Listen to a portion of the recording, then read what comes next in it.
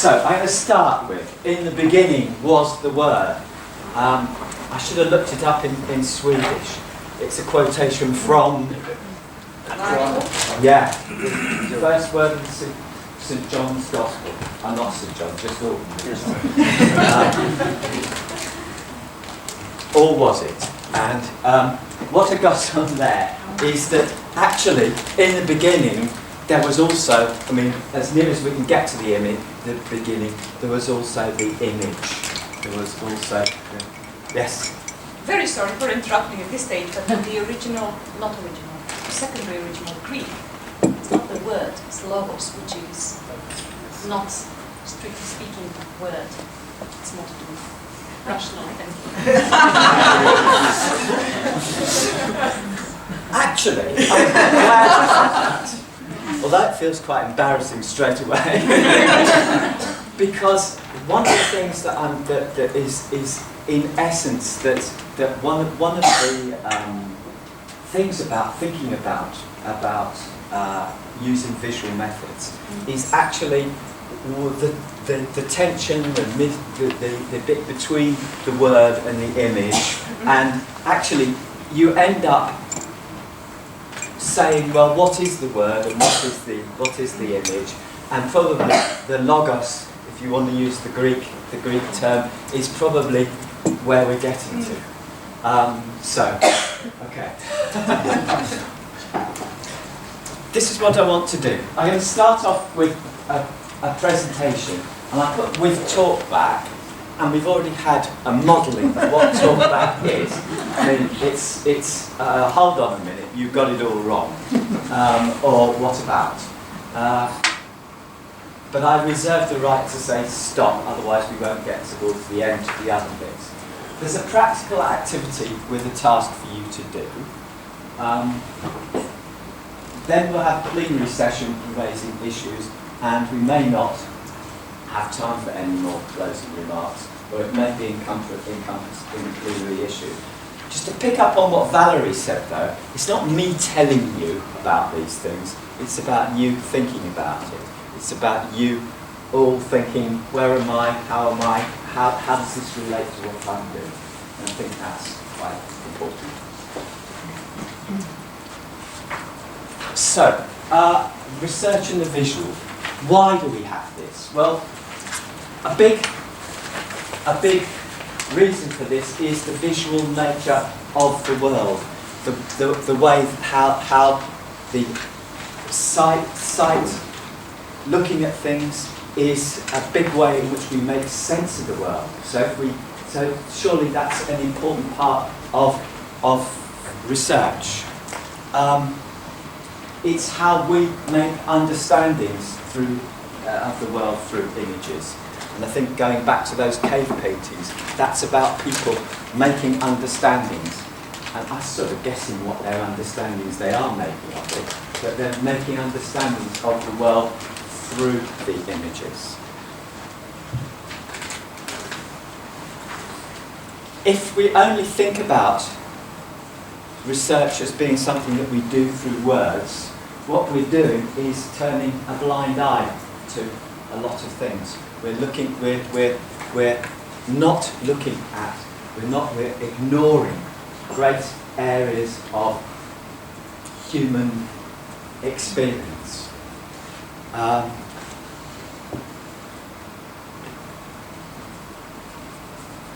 And by doing these things, we are perhaps also breaking the hegemony of the word as a means of understanding. The word being the way that understanding is made to work. Another issue which comes into this is the whole notion of materiality and the way that a lot of social research has been criticised for privileging the word, the ideational, and not making sense of the materiality of the world. Images, visual representations give us a way of being making the materiality of existence of social relations more apparent. And to take up the point about, if you like, about the logos that I was saying there, I think that incorporating a visual element into your research is about using this creative tension between the word and the image. It helps us to question established patterns and breaking the taken for granted. And this is something perhaps we'll explore as we go through. But for me, this has been one of the good things about it, that using images cuts through a lot of the stuff which is taken for granted and not questioned. And the last one, which I've put in inverted commas, is that a lot of people talk about images as a way of removing the intrusive presence of the researcher. I put that in inverted commas because I'm not altogether happy with it myself, but I think it's certainly something which is used as a reason for people getting involved in research using visual methods. So, next slide, I'm talking just thinking about epistemology, and there's a whole thing about epistemology and people thinking about this. And it depends on where you're coming from epistemologically, but there is a whole thing about the visual and the real, and there's certainly a sense in a lot of the masters people that I used to work with quite a lot, teachers doing research as masters, would talk about well, I will find out what the students are thinking, and I'll find out what the parents are thinking, and then I'll get some visual data to know what's really happening, the real.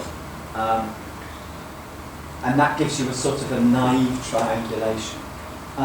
This is certainly an important point for people with this perspective, that there is an essence that there is more reality in what you can see from what you can hear.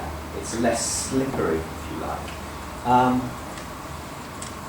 That wouldn't be my position. But I do think that it opens up further possibilities. So there's the sense that people say that the visual is objective rather than subjective. Well, again, that depends how you do it and how you look at it. But what in the sense of creating an object, of giving objects to look at, the visual is very creates very much objects which feel more like objects than written texts. But I think the important thing is that wherever you get an image, the image can be taken by itself, but we need to be aware of, if you like, the hidden hand. And this is a diagram, which I hope explains it. This is the diagram of the image. When you present a visual image, there is something in front, the subject. There is something round the edges of the image. So the red bit, the pink bit, is the subject, the thing that's being focused on, the image that's at the focus. The green bit provides something which is within the frame, but also there's always a black bit. there's always a black bit, the bit that isn't included. So wherever you get an image is an artifact which is being created, and there is, if you like, a hand or a mind behind it, which is saying this is in it, this is how it's composed, and this bit is around it. So, what this opens up to us is the notion of the sort of doubled meaning of the image. So, what can be described as an internal narrative? When you've got an image, when you're working with an image, you can interpret what's in it, what is it, what's in it, but you've also got an external narrative. So we're seeing the image, but we're also thinking about what was the social context that produced the image, the social relations within which the image is embedded at any moment of viewing. So what these visual images give you is not so much a single thing, but there is the double one, the internal and the external narrative. Notice I'm using the term narrative. I got the term narrative from somebody else, from Banks, but again, narrative, we're talking words, aren't we? We're incorporating the words. So, what are visual data? What are we talking about when we're doing research? Well, there are photographs. Fairly obviously, you can make photographs. Videos, the moving image. There are drawings. Again, you can use things. You can get people to do drawings. You can use drawings. There are diagrams, and I already used diagrams. Movements and signs. Again, I put that in because I've been, well, a previous thing I did on a visual workshop, we actually had some people who were doing a parallel session who were deaf, and it was working with the whole notion of the signs and what research meant for these people who were deaf, and how they worked within the signs. And interestingly also, by chance last week I met up with one of these people and we were talking about it, and he was saying how frustrating he finds being translated, because there is so much that you can't say, which is not captured, that he does with his hands, that is not captured in the spoken word that's translated. So, I mean, I thought I'd bring that bit in as well. I think also this point about the representations of the material world. I mean, the sense that the images might be some of these things, but they're important in terms of giving a representation of something which is solid as well. The sculpture, the three-dimensional piece, whatever it might be. You've all been remarkably quiet now, and there's nobody's said anything wrong with this, and nobody's said anything, any feedback. Is there any feedback? Yeah. Good. Just a little question. The video would be silent, because otherwise then we have words together with the image. I think what I'm going to say is that usually you do have words with images, but interestingly, the workshop that I was running, the previous one, and I thought about using that with you, but I didn't in the end, was we used data which was which was from a classroom in Senegal. So the people were speaking French and Wolof, and nobody. Were you there, Valerie? No. You were. Nobody was there, or very few people could speak French. Nobody else could speak Wolof. But what I was doing was saying, look at this. What can you get from this? We had the sound, but yeah. But I think the whole point is that I'm not excluding the word, and we'll see that later in the way that I categorise these things. There's another question. Yeah, there were other questions. Yes. I just wonder if you have a visual semiotic perspective on this, because you have you're describing things that there are concepts to use for it. If you're interested in that. Well, I am interested in that, but I'm probably not less interested in that than many other people. In that, but we'll talk about that and see how that comes in a moment. I thought there were 3 hands I saw going up.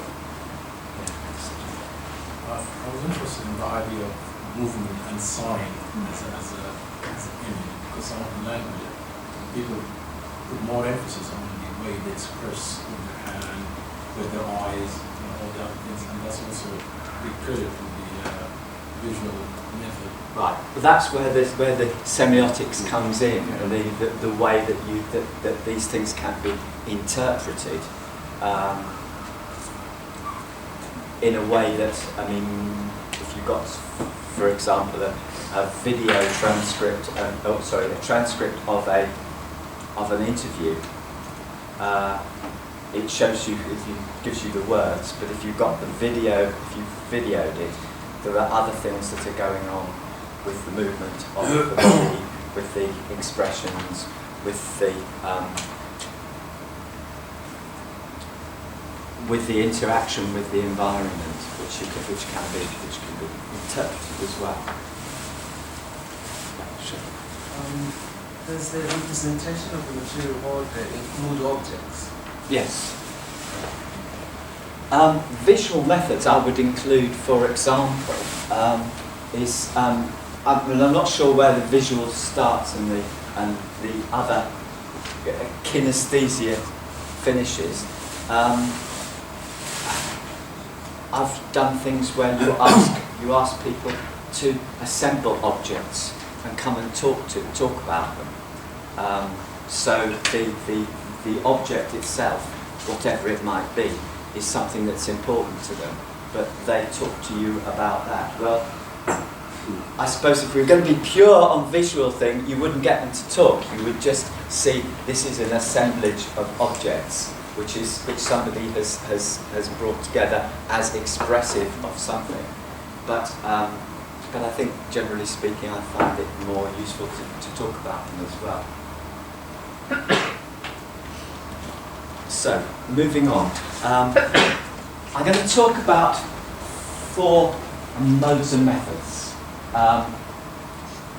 And this is where you see the way that things work. It's a sort of, if you like, a typology. Just take them one by one. The first one, the researcher recorded data.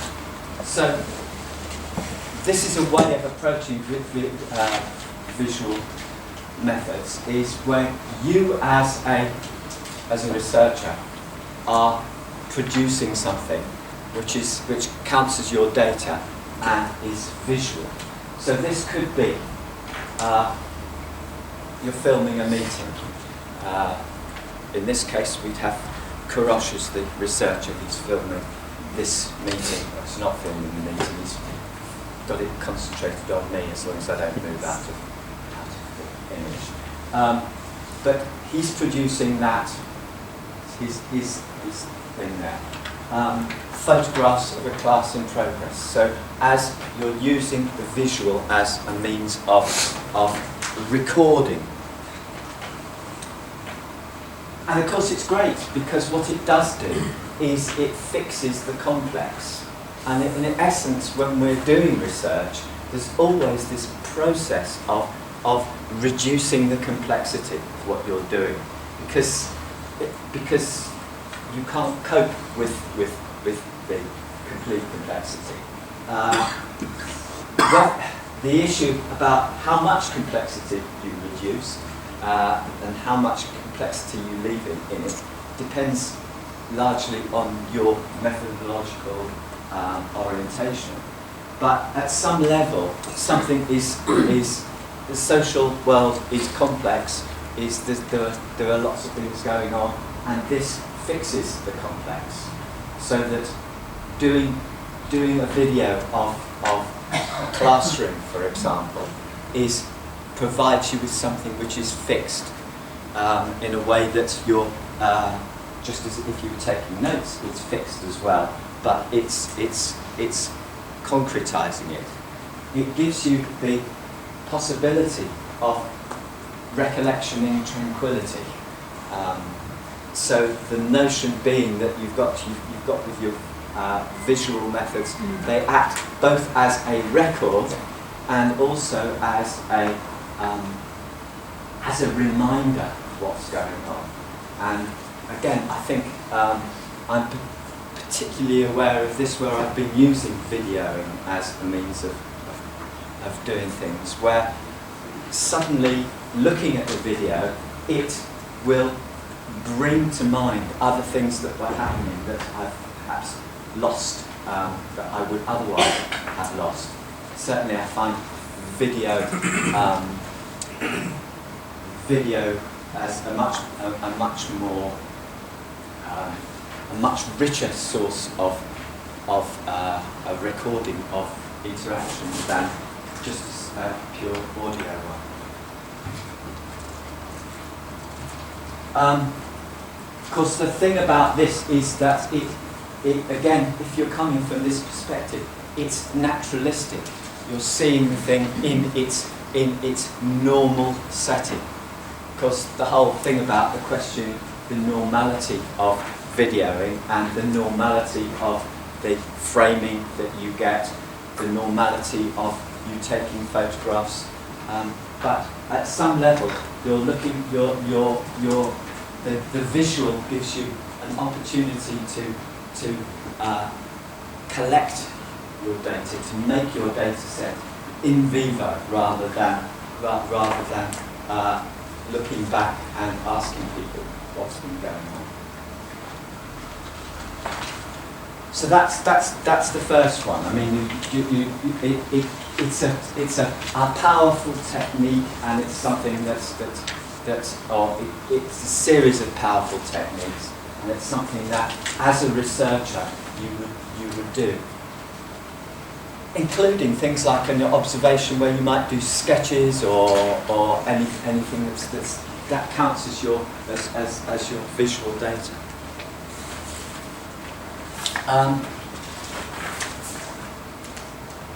The second way of thinking about it is the objects of the subjects,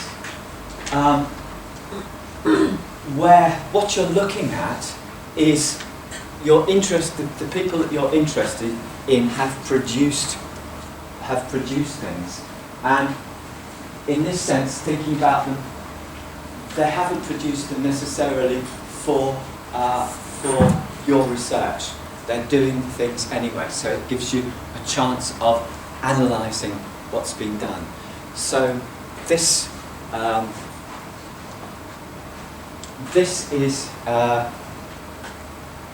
for example, I mean, a lot of documentary analysis where there are images would include looking at this from this perspective. So people have produced images, you can talk about them. People have made films to show off what they're doing or to provide a record of their activities, and you can work on that. Of course, the first question you're asking here is, who is the author of the image? So you're looking at the image, but you're looking at the sort of things that they're doing. So, who are they doing? Who are they doing it for? And what are they trying to communicate? So it's giving you a way of getting through to that. You're looking at the content, but you're also looking at the discourse. It's and so this is where you can move with semiotic analysis. In essence, this one here is, if you like, if you're doing instant analysis, this is a blur between number one and this one, where just observing people's movements would put you in looking at the visual objects of the subject, what they're producing. The third one is active participation. So here we're thinking about participants interpreting social events, social situations, events, worlds through actively producing or collecting visual representations. So the idea that I talked about of the assemblage of objects would include this, but there are many possibilities here. For example, giving a camera to people and asking them to produce a record of their day. The video diaries, quite popular now. Asking people to do drawings, mental mapping, where they're asked to record how they're approaching things, how they view their world, and to record that. And the artifact narrative, the one that I've just talked about, the way you get them to. There are many different ways. Now, in some senses, this gives you a sort of phenomenological way into it, because the people that you're researching are producing the data themselves, and the extent to which you engage with a process of interpretation. You're asking them to interpret. People talk about this as particularly these sort of participatory things as empowering and giving voice, which is again paradoxical. We talk about voice and we're talking about images, but it's allowing people to speak for themselves, to show for themselves. Empowering I find problematic because it also, as a researcher, it sort of depends on what you're doing and the circumstances in which you're doing it. So I think empowering has to be looked at with a pinch of salt, or with inverted commas in this case.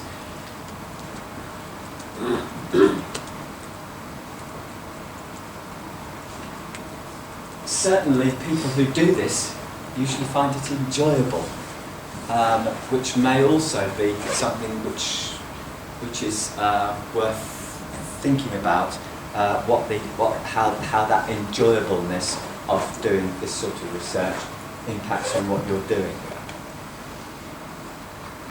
It also allows a possibility of spontaneity, but also reflective. So getting people to do things, you can do this in a very spontaneous way, and the visual image often bypasses if you ask people to do reflective, it bypasses the normal ways in which they think about things. But it's also, again, the image, the visual, gives more possibilities for reflection as well. Again, depending on how you ask them to get involved with this, and how you ask them to think about it afterwards.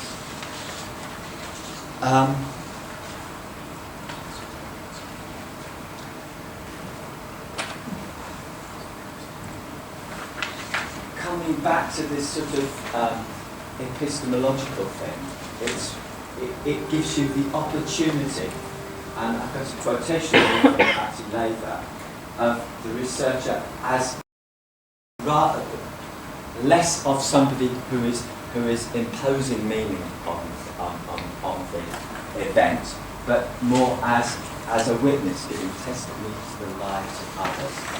I hasten to add, though, that she later on in the book, she talks about the responsibility of the researcher, and it's not about saying, well, okay, here it is, I just create the thing and let it stand.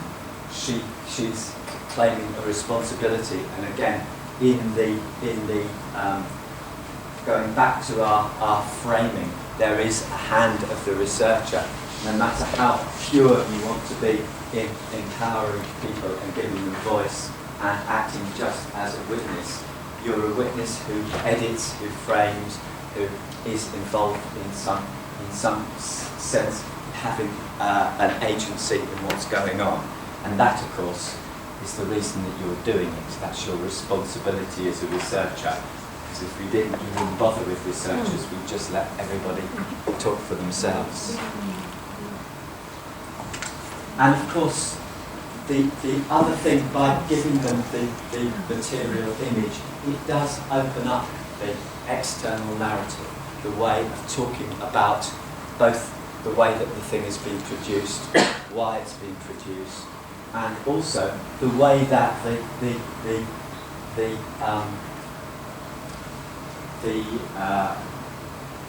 subject is thinking that it will be interpreted and used.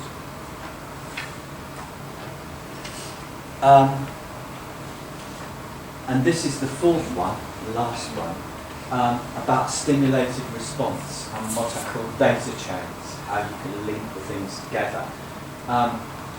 So what you're doing is asking them to, is again, whether this is really visual research or not is could be questioned. But you're asking them to interpret visual representation, so using the visual, but asking for an interpretation.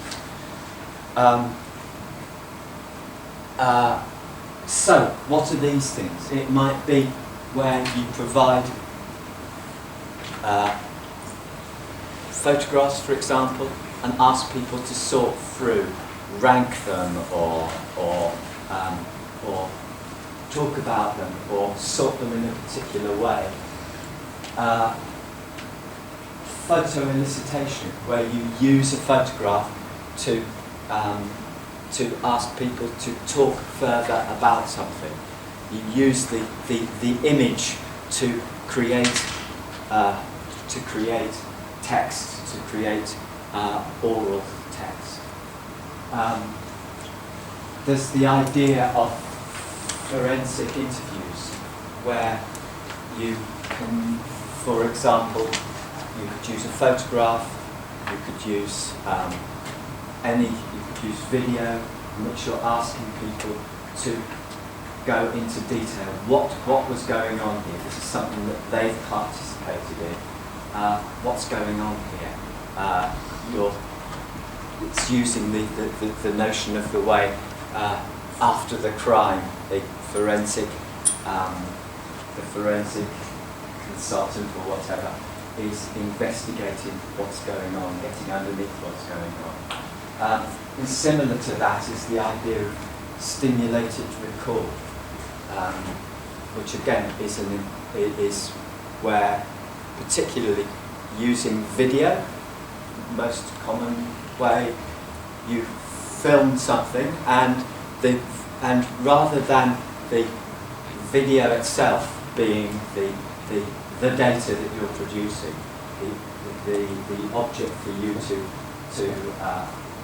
of your analysis, it's about using the video to get the person who's been involved in there to talk about what's going on. Again, can be done in very, very different ways. For example, I've enjoyed doing it with people where you just give them you just say, this is what's happened, this is an account of it. Here is a hand control. Pause it when you want to say something about what's going on, or you could be much more directive. You did that. Why did you do that? That person is saying this. What did you interpret that as meaning? There are a plethora. Ah, good. What's the difference between those two latest, forensic interviews and I think the forensic interviews is more narrowly that you're getting to, you're specifically asking questions, trying to get the bottom of what's this one. Stimulated recall is looking wider and perhaps also outside the event, getting people to... So forensic is more specific events or specific... I wouldn't worry too much about them. I mean, there are obviously a lot of overlap between the two. I think the reason that I've slightly gone against the notion of stimulated video recall is that some of the ways that it's been used are not very haven't always chimed well with what I was doing. Where it's almost been used as a means of a psychoanalysis of the subject rather than of the investigation of a social event.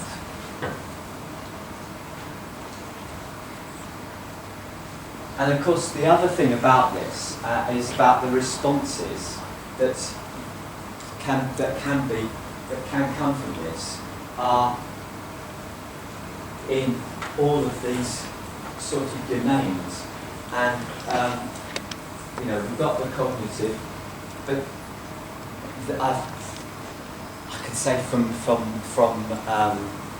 from experience that the image is particularly good in getting an affective response. So exploring the affective, not only just the affective of the person that you're working with or the group of people that you're working with, but what's going on here.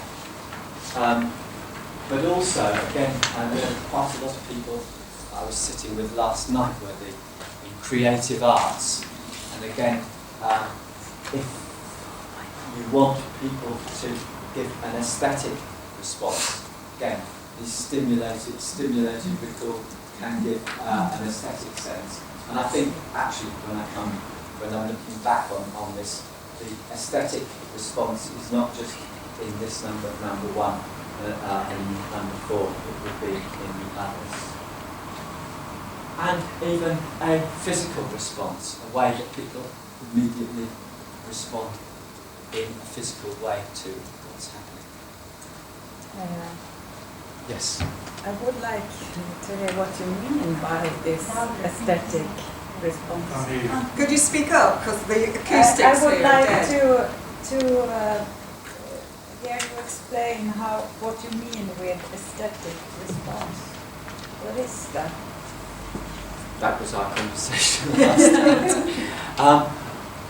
I'm thinking about the people responding to something as an aesthetic. That's why we had the problem with what's the word aesthetic mean. If you were looking at it, in the way that one responds to a piece of art, is an aesthetic one. What does it do to your senses? So, talking about the pleasurableness or not of your senses, and I think there are aesthetic responses to what's what's going on might be also about the way that there are visual aesthetic, but there could be musical aesthetic or aural aesthetic responses. I think that showing again, and maybe this is where video is specifically good because it will have sound and vision, but it awakens it helps to recollect the aesthetic response.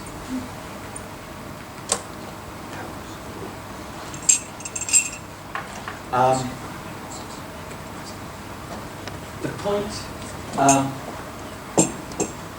what you get in this is the notion of polyvocality, that you're producing, the response that you're producing may be polyvocal, and that several people are contributing to it. The people in the picture, but also the people that you're working with. And it works very well, stimulated recall works very well with groups of people rather than just with individuals. But again, the other point is, I did have a bit about, in the bit that got lost. So Intertextuality. Intertextuality, that's on the list. This is where my, I couldn't access the version that I'd saved over there, and I thought to need to do. What you're doing is necessarily intertextual, because you are referring from, you're creating a text, data text, but you're referring to another to another text. So, but then it's not just those two texts. I think we're always referring outside.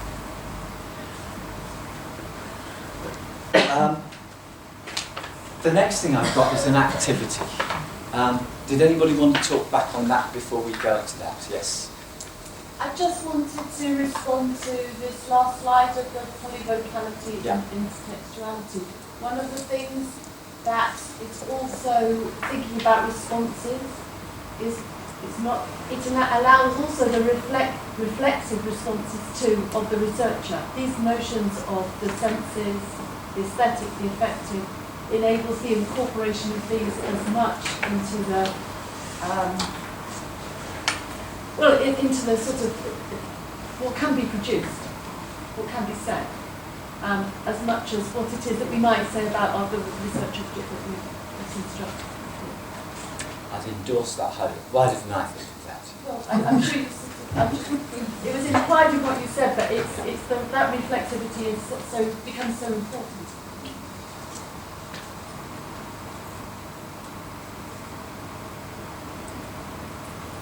Okay. Well, I'm going to give you a task now. I'm going to give you I'm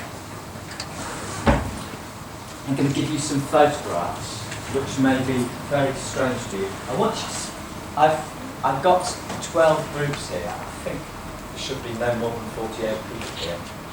4, 2, 3, 4, 5, 6, 7, 8, 9. Yeah, there's plenty.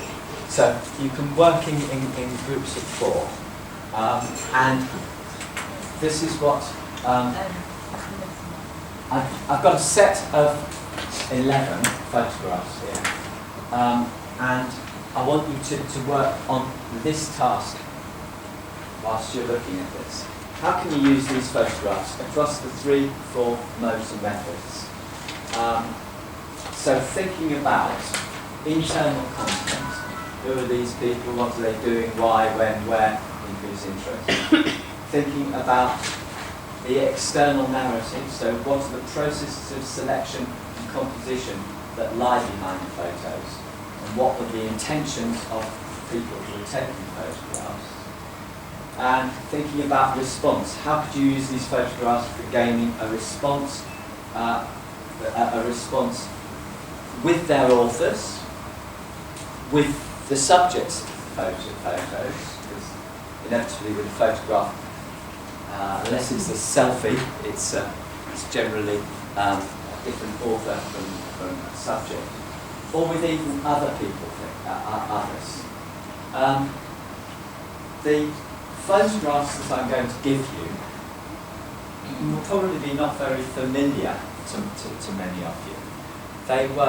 They come from a project which I was doing, which was an ethnography, an educational ethnography in a West African village, and they come from there were 2 authors of these photographs. They were both children in a junior secondary school who were asked to record a day. They were given a disposable camera and they were asked to record a day in their life, a school day, and what was going on. They're slightly jumbled up, but then that gives you another way of sort of getting into it. Photographs are not very good quality, partly because of the way they were done and partly because of the way they've been reproduced and digitised afterwards. I think they give you some images, and I want you to be thinking about these. But really, there's probably a lot of you not really interested in the experiences of young people in Ghana, maybe in rural Ghana, maybe not. But just thinking about how would it be different if you were using other media, what other media might you use? And I think also what I want you to be doing is, in your groups, I want one person to be raising methodological issues which come from this or from other parts of the workshop that we beforehand. We'll bring those back to preliminary discussion after you've had the chance to do this activity. Okay, so can you get into groups of 4? I think it would be a good idea if you mixed up people based in Sweden and people based in Britain.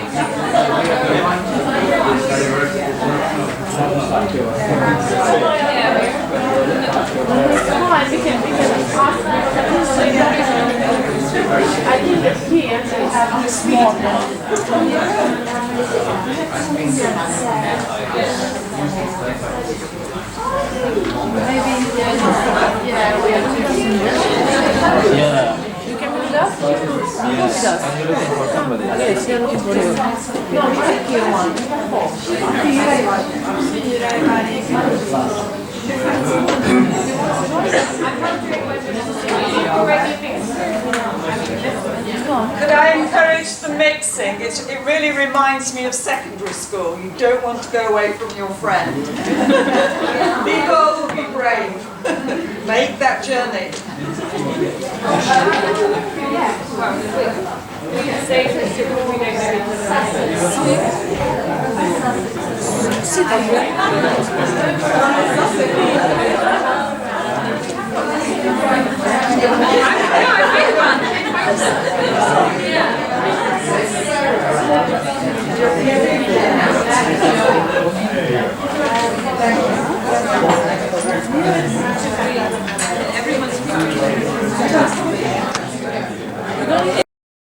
Permission for that. We got permission to use it as a to use the data, but also to share the data with the Ministry of Education so that they could use it for training purposes and that we could use it for training purposes. But it was difficult, and you have to think about that in advance. Otherwise, you find you can't use it. And the other thing that I look at this is that when I did this project, you know, people are saying, well, why did you use these stupid disposable cameras? Because digital killed. We didn't have digital cameras. Digital cameras have come in since. There were some. We did use them on the project, but they were like 500 quid a throw for a simple digital camera at that time. So they are. But now there's masses and masses of stuff. There's a lot of public data that you can actually use. You don't even need to go. I mean, a lot of stuff you can construct a project around digital data, especially if you're going to use it as stimulus material. You know, here is an example of something that I've taken off YouTube. What does it work with? And of course, if you're using public data, then you don't have to. Then it's much easier to say, you know, all of this stuff. I said, well, I'd be showing them the YouTube clips. You know, ethics committee, tick, all right. Just another thing that I wanted to talk about this is the idea of genre and aesthetics. That when you put things in people's hands, there are particular ways of doing things. And so, in other words, that when whenever you get participants to do anything, whenever you do something yourself, the genre that you're using determines to a certain extent the way that you do things. And the aesthetic, coming back to that word again, aesthetic considerations about what makes a nice video, etc., come into play. I mean, I was very aware of this, first of all, when I was trying to get, a long time ago, getting children to use role play as a way of investigating things. So I was working with 4-year-olds, and I was getting them to do role play in order to talk about their schooling. And what I was finding was that the particular ways in which they did the role play were influenced by the genre. This is what you do. And so we were getting things that were happening which bore no relation to what I was seeing in their classroom and that they were talking about in their classroom. Because that's how you do a role play. It makes a good role play to do that. Similarly, but certainly with these things about what is a good picture, why do people take it? They're not. They take it for considerations of this is the way that you do this, and this is what makes a good thing. But I think we need to think about that as well. Very few people think about the aesthetics of the way that people speak. Now, if you listen to Valerie talking, Valerie is a good example of somebody whose speech is very aesthetically pleasing, and you could analyse it in terms of the aesthetics of her speech rather than just the content. How do I put reactivity in there? Oh yeah, I mean it's this whole idea that you know, from a positivist perspective, you put a camera in a room and it makes a big difference to what's going on, therefore it's invalid. Well, I think that's not so, but you put a camera in a room and it does make a difference. You start doing things and it does make, but that's what you work with. Everything you do is a representation, everything makes a difference. You just have to live with it and not see it as problematic. This part here about storage and archiving, all I would say is that I had huge problems at the time storing. It's much easier to store these things, which look like small files now, but at the time they were like monster files that you'd try and do something with anything, and it would just block up your system for ages. So digital storage is problematic. And the fact is that things also change. So visual data is much more, involves a lot more than that. A little bit over.